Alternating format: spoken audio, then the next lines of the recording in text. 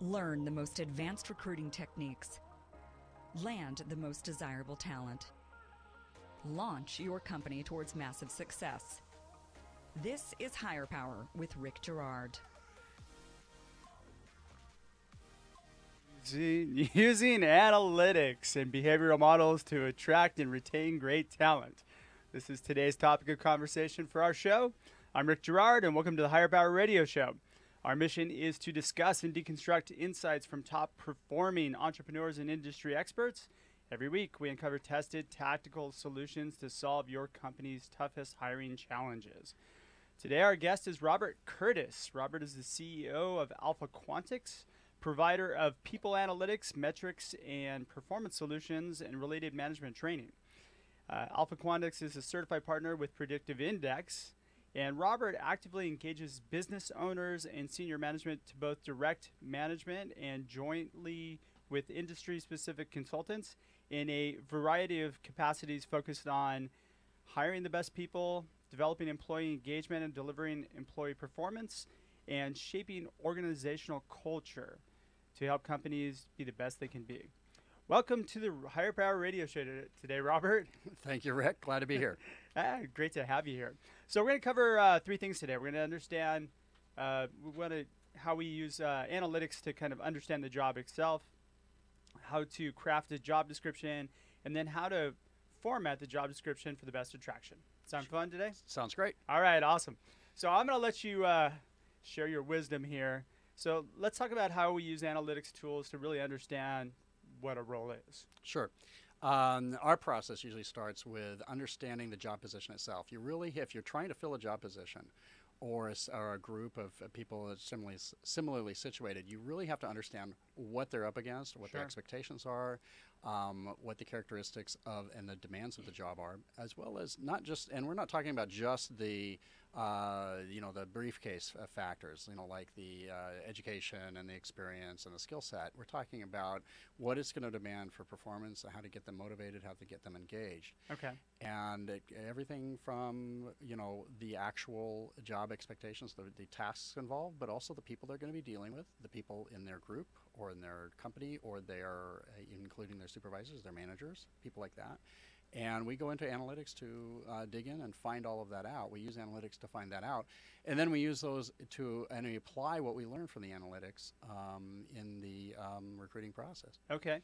So I find with some companies, they just know they have some work that needs to be done, but they really don't know what that job is. Like you have to sit down and kind of really walk them through and extract that information out of them, right? Exactly. So how do we do that? How do we get to the core of the work that needs to be done?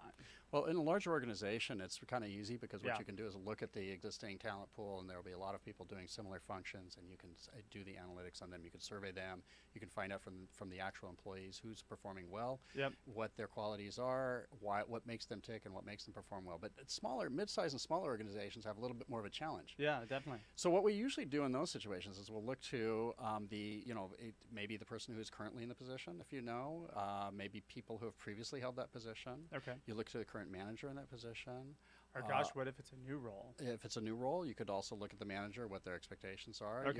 You're also looking at the interaction between the manager, and you're looking with the interaction of that role, that job, even if it's new, with the other people in the team. And who they're going to be dealing with, whether it's the public or whether it's internally in the organization. And we take a look at that. You can take a look at that in combination with all the people in the organization and maybe even outside consultants. And what we literally do is send quick surveys and gather information from all those people. And we compile it and get a profile. Got it. Okay. So let's kind of inform our audience or let them know what Predictive Index is, right? Okay. Well, Predictive Index company has been around for about 75 years. Yep. More than that. It has, as far as I know, well more than 10,000 clients around the world. It's a global company. Okay. They do assessments and surveys on cognitives and behaviorals. Predominantly, and then cognitives and behaviorals. Yeah, okay. And cognitives is a very important element of it, but it adds a nice dimension to it. But they do it around the world, and they do it in 75 plus languages, and we are one of their providers. There's 80 or more partners around the world. and we're one of them. And we provide predictive analytics solutions, but also other ones. Okay. Predictive analytics is great. It's a great tool. It's a great structure. It adds structure. It adds depth and insight into your hiring process, as well as your onboarding and engagement after hiring. So it really helps you understand the people that you do have. Mm-hmm. First off, right? So you can design the job description, and then you can actually use those tools to target the next person that you're looking for. Exactly. To Okay. role. So exactly, and you're leading into it. When you go out, when you're creating your job listing, you're creating your job description. You're deciding where to post it, where to look for your people to replace them. What you can do is take the analytics we've gathered and use those to determine the language, the voice, the keywords, the way to communicate with and attract the people you're looking for. You want to attract the right people rather than the wrong people, and you want to spend your time effectively and your money effectively to actually to get the interest from the people who would be best for the position. So why not start with a position, figure that out, and apply that in the recruiting process? Got it. Now, similar to DISC or completely different? Well, it's kind of when I describe it as something like DISC or Myers-Briggs or something like that, but on steroids. Now, some of these solutions, like behavioral solutions, you're not even supposed to use in recruiting because they have inherent biases. They might be biased, gender biased, or race, or cultural biases and things. So you don't use them for recruiting and for hiring. And predictive analytics is specifically geared toward that, and it's specifically validated and studied to avoid gender bias, to avoid all of these other biases that can come in there. And it is a hiring solution. So that's where it's on steroids. It's also on steroids. It's also more than a DISC or more than something like that, because there's all these tools that they provide in addition to just a behavioral report or just a cognitive report. It's not just a report.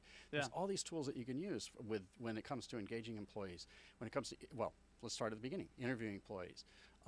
Creating well, the language. fact that you can actually use it in an interview process is huge, right? Because most you can't use DISC and quite a few other ones. Absolutely, yeah. You use it. It comes at least up here in California. You can use the system to generate sample interview questions, to language to select and determine language that you want to use in your job postings, to also determine how to make a selection within or after the interview process and what to consider. And you can use it in a lot of different ways, but there's a whole series of tools, and they're all geared toward the whole hiring process as well as the onboarding and engagement process. Okay, excellent.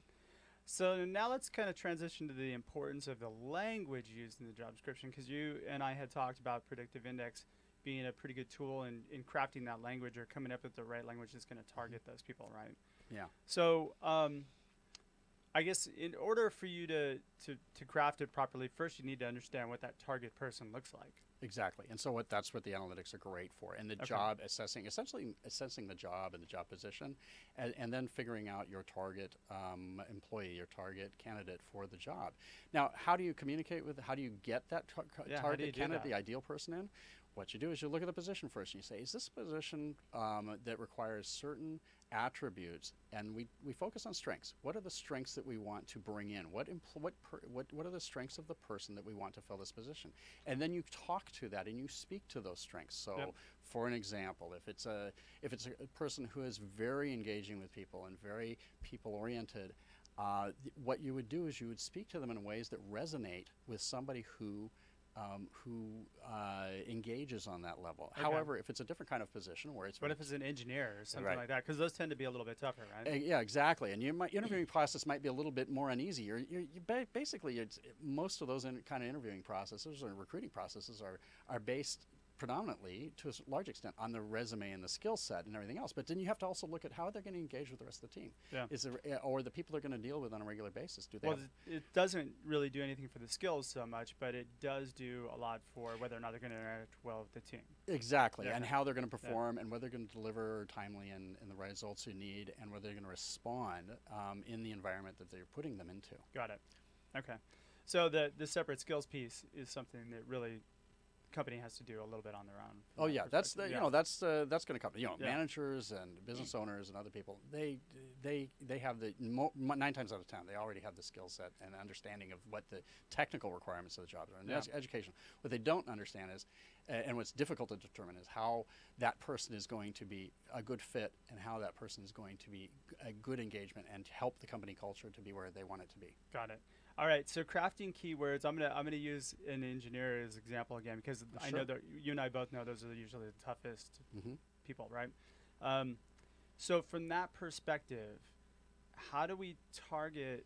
How do we get the right? How do we get the right keyword triggers in order for us to really get that right engineer? Okay, so for example, we wouldn't look at only the fact that they're an engineer. We'd look at who they're going to be dealing with, what their boss is like, what their other coworkers are like, whether they're going to be dealing with the public or not, and various factors like that. Once you have that information and you kind of understand where they're going to be situated, then you look at the kind of person that you need, and you look at factors of for example, how quick they are, how their emotional quotient levels, the various levels of their skill set, their soft skills. Got it. And also the behavioral things. And then you use that understanding. For example, in an engineer case, you're probably going to meet somebody who's detail oriented, takes their time, that is technical and results oriented, and things like that. Various characteristics. But they also might have a boss that is not necessarily like them. It's more of a people manager or people person, or maybe more of a sales oriented person, right? Yeah. And so they're going to engage with them at a different level. So you need somebody that can adapt to that. So, but rather than crafting your language, like a people person manager would normally think, you have to dig in and get behind the mind of that engineer and use the keywords and the key descriptions, such as stability, such as defined tasks, such as describing it with the structure and the room to take time, the less, de-emphasize the urgency and the time of the job performance, because that type of person is not going to respond to that. Yeah. Now, if it is a job that requires quick thinking or requires quick response times, you have to be very clear. You have to be honest about it. Yeah. But at the same time, you don't want to unnecessarily impose those things that a people person manager might find attractive. The person drafting the job description might find those attractive and interesting, but not the person that's supposed to respond to the description. Absolutely. Okay.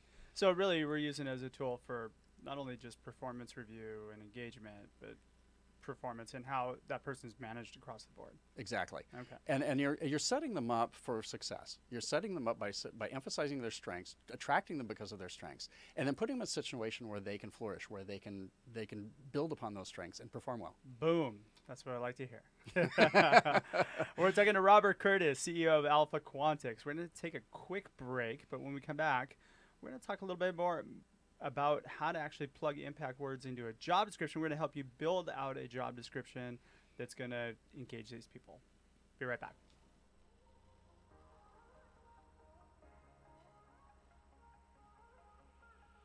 You're listening to Higher Power with Rick Jarrard, giving you access to recruiting techniques that will help you hire key talent to build your company towards real success. Rick is a recruiting executive and entrepreneur who's been successfully recruiting in the aggressive Silicon Valley technology landscape for the past 2 decades. After a very successful stint at Apogee, he founded Stride Search in 2012. Based on a lean efficiency model, Stride has uniquely positioned itself as a leader in retained search for the most critical talent hires within a small organization. Whether you're a startup executive or recruiting professional, by listening to Higher Power with Rick Jarrard, you will walk away with skills to help you attract and hire great talent. Now back to Higher Power with Rick Jarrard. And welcome back to the Higher Power Radio Show. I'm your host, Rick Jarrard. And before the break, we were talking a bit about understanding kind of a job and using analytics to craft a job description. Our guest today is Robert Curtis of Alpha Quantix. And now we're going to explore some examples of how you plug in these words for maximum attraction and how to build out an effective job description. Right. Which is key to my heart. So let's talk about that. Okay, so actually, it was a great lead-in before the break to a great example that I have, and I use this with clients and in my training sessions and various things quite often. Mm-hmm. The example is this: an early client of mine was a security guard company, and they have hundreds of security guards in local retailers and banks and various other institutions. And the owner, who's a very entrepreneurial guy, very innovative and creative guy, came to me and said, "Hey, look, I've got to figure out how to help manage my people effectively. It seems like when I sit down with them, I can't communicate with them. I can't understand them. I don't understand them, and they don't understand them. We're totally different." And so we went and did the assessments, and we figured out that what he already knew, which is they're very different kinds of people. Yeah. But we also found out what kind of person we needed to attract and how we needed to attract those people so they would be effective in their organization. What was an unintended kind of consequence of our analytics was that we found out that based on his company, his structure, and the assignments that they had, is that they needed essentially 4 different kinds of security guards, not just one. And they didn't want people just because they had their license to be a security guard. They wanted people that had certain characteristics because those people were performing much better in different positions. So you have the night guard. The night guard, the mall cop. The mall cop, exactly. Paul Blart. You have the bank. You have the bank guards who are a little bit, separate, the high security kind of people or whatever it might be. And then also you have to consider the management level people, the people who rise to the next level. And we kind of worked out a series of several different profiles essentially of the kinds of people we're looking for. And we also, in the course of that, we educated the owner, entrepreneur, and his management staff and team on how they were going to engage these people, how they could do a better job. Yeah. And so some of the things that you just mentioned when it came to came to engineers, very certain security guard positions and roles required that the formality, the rules, the structure. Other ones, the mall cop. Yeah. Very social people, very engaging, very interested in the people. They want to be around not people. Not the mall cops around here. Well, whether you think it or not. I'm just kidding. It depends on the guy, right? The night guards, you can imagine, are very different. Oh, yeah. Much slower pace, much more independent, and various other characteristics. So there's certain things that you can target and identify with, and then you can use the keywords that resonate and attract those kind of people that will be a natural fit for the positions you're looking for. If you're looking for a bunch of night guards, you don't want to talk necessarily about engaging with a team, and you don't want to use words that talk about engaging with other people or being responsible for, especially if they don't want to, prompt deadlines and things like that. You want to talk about and use words that resonate with their independence and the even pace of their work and the stability of things. And the characteristics, in other words, that might come up, and we come up with those suggestions based upon the analytics we do. Got it. All right, so now let's dig into a job description. Okay. Because I have my format that I use. I know. Well, okay. So now we have to, Rick. I have to qualify what I'm saying. I'm not. You're the guy for the job description. I'm the guy for the keywords. I'm the guy for understanding what needs to go in there. But that being said, we can add some value there too. Yeah. And the value that we can add is this. When you're looking for, and a great example are the two things we've just talked about, which is the engineer versus the security guard. Well, okay, so certain security guard positions might require the formality, the diligence, the time, and various other things, right?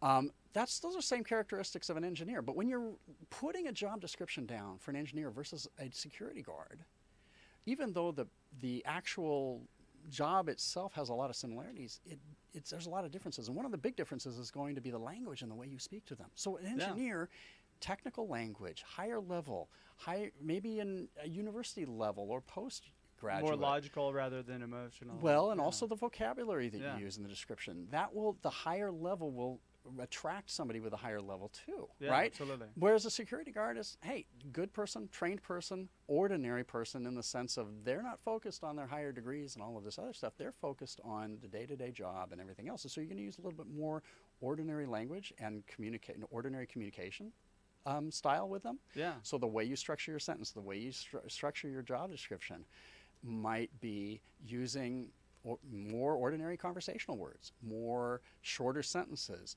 maybe even a shorter description itself. Yeah. They'll get the point. Yeah. But with an engineer, they might might want a little more detail, and they might want those higher level words, and their technical terms. They might say, hey, they're very focused on what they can and can't do. Yeah. So you want to make sure that you can put in there things that they will resonate with, that they can do, and that they can identify with, so they'll respond. Well, this is why I wanted to have you on the show, and this is why I like kind of what you do, because actually, if we've got an idea of what that person looks like, then you can plug in the right verbiage for that right person. And you're right, the language makes a huge difference. Absolutely. Especially, so you do have to target that. You know, whenever you're crafting a job description, you have to target it toward your audience, that person that you want. You want to touch that person that's going to be the optimal performer for your role. Okay, now here's something I want to add on to it, Rick. Okay. Okay, I met you a few months back, several months back, Sure. right? And I met you right after that. I came to one of your presentations, or at least I caught the tail end of it. I was at a meeting, but I caught the tail end of it. I loved what I was hearing. Okay, and what you were talking about was figuring out the and you correct me on my on the way I describe it, but it's figuring out essentially the pain points or the discomfort, the things that a person doesn't like about their current employer, because most people you're recruiting now are employed. There's full employment, Almost right? 70% of people are unhappy in their jobs. Okay, so you got to figure out what would make that kind of person unhappy in their current position. And if you can use those keywords and you can inject those into your description and into your job postings and everything else, that will help you find the people and get something that, like I said before, resonates with them and says, I really am interested in this job more than my current job. Yeah. I call it opening up a career wound. I mean, you know, everybody's got some sort of wound in their career, right? But if it's something that's big enough and we can touch them at the right time, then maybe we could be the Band-Aid to heal that wound. Exactly. And going back to our example of security guards or engineers or somebody like that, you know, there might be things that are career wounds. For example, an engineer hasn't felt like he could rise to the level of manager. Well, maybe you have, or what they wanted. Maybe that's what you're looking for. Maybe you're looking for an engineer that can rise to the level of manager. Well, if you can put those key descriptive words in there, and that you're not only touching on getting what you need, but you're also touching on the wound or the pain point for that you know, candidate that you're looking for. And you know what, when you're building this out too, what's interesting is there's 3 wounds that come up almost every time. One of 3 things. Now, one is lack of growth or inability for them to really take on or make the impact that they want to. Second would be the challenge of the work. They're bored. The content of the work is boring, or they're just doing repetitive things and it's not challenging anymore. And third is leadership. Okay, I'm going to challenge you right now, Rick. Okay, and the challenge I'm going to give to you is because you just described things that by the way, you did my analytics, right? So I've seen. Yeah, I did. You're results-oriented, driven guy, very high performance-oriented and results-oriented kind of person, right? Yeah. The 3 things you just described that inherently, okay? So you have to understand and think about it. When you're talking to an engineer, their performance and their results are not on timeliness. They're not on increasing profits. They're not on quick things or dramatic things or things like that. They're focused on the detail. They're focused on quality. They're focused on being thorough and everything. So the keywords that might appeal to you, you got to double think it, and you look at our analytics and realize that, wait a second, what is appealing to you might not necessarily be as appealing to them. So it gets it opens up the door to look at it and see it from their eyes of the real candidate you want. But you know, the growth could mean anything, right? Or the content of the work can mean anything, or absolutely. And you know, absolutely. And I'm not saying that you were wrong. I'm just saying that necessarily mean that it's based on my. Growth can come in different ways, for example, and that's what that's all I'm saying. I'm saying that the growth can come in the way that you might be accustomed to versus the way that an engineer might. Growth might be learning something more in depth, taking more time, having more responsibility for the details might be the growth that they're looking for versus somebody like you who's super dynamic and super outgoing and everything else. Your growth, it comes in a different way. Well, you know, you mentioned the pain point, right? And this is like I think recruiting is kind of, it's a sales cycle, right? And you don't go into a meeting without knowing what your client's pain point is, or potential clients, right? Exactly. So, you know, this is why I beat my head against the wall talking about this so much, because it's so important that you actually touch somebody in a different way rather than trying to push a job down their throat. Yeah, and that's the problem is with the competitive environment now with full employment and everybody, just basically anybody who's not employed right now is going to be, if they're good quality and they're a good person, they're going to be taken up right away by somebody. And if you're not there, you're not first, you might lose out. But then there's a lot of people who are working and situated and have these wounds that you talk about, and do want to move and do want to advance their career and grow and everything else. And if you can find them, then you've got great candidates. And you can, if you don't approach it from, hey, I got a job, are you interested in a job? Right? Because no, they're not. You got to throw in those adjectives and the descriptors and everything else that make it appealing. Exactly. All right. So here's my 5 things that I'm gonna kind of plug as far as what needs to be in a job description. And I've done this before, but I feel like I like to beat a dead horse. Okay. So you do want to open the career wound, as we talked about. You want to make sure that you exemplify that you can provide purpose. You can provide the growth path and the purpose this person wants. You need to define your projects and the challenges of it. And then you need to build a performance metric for the first 90 days and then at 1 year, which is really impressive. You can think a year out how you're going to judge this person. Somebody who's a performer is going to be like, I already know what I need to do for my first year, and I know I've got to figure out how to exceed it, and boom, I'm in a good position. Then you want to lay out a little bit your criteria for hiring, your bar, and throw in a call to action. Mm-hmm. So this is a little homework assignment that I love to put on job descriptions that says, hey, at the end, tell us a little bit about yourself before you just send us your resume. Not a cover letter, but hey, we'd like to know 2 things about you. So, what do you feel you're capable of achieving is always a good question. So they can help you, number one, to understand what might be their wound, but also it gives you an idea of how they feel about themselves from a performance perspective. I know now I'm throwing my...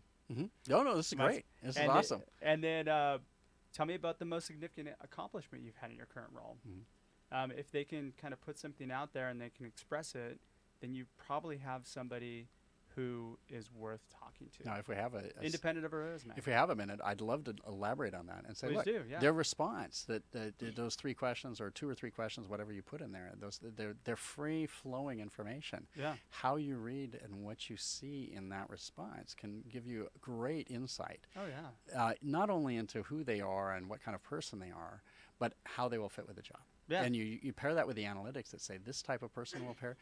If they're brief in their discussion, if they use a certain level of vocabulary, if they use certain key words to describe themselves that fit with the job position, the job analytics, the analysis that you've done on your job, that's phenomenal because that's an additional way to identify the people who are going to really succeed. Yeah. Spot on. Well, great way to wrap it up too, Robert. So we're just about out of time for today's show. God, we should do an hour show sometimes.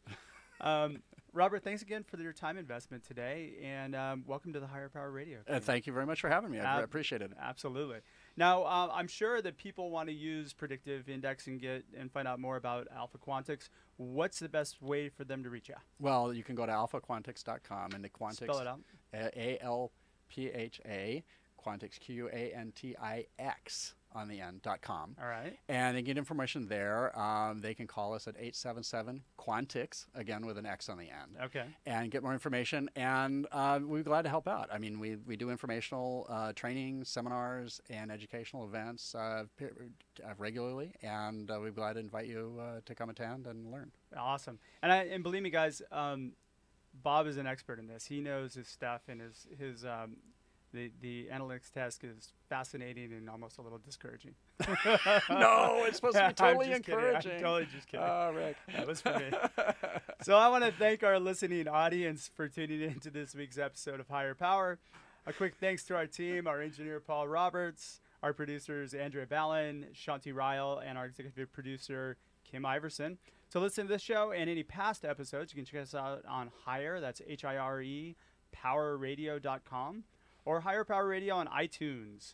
Follow us on LinkedIn and Facebook at Higher Power Radio Show, or you can follow me on Instagram at RickJarrard1. You can also check me out. I'll be speaking on March 7th at Disrupt HR. Woo!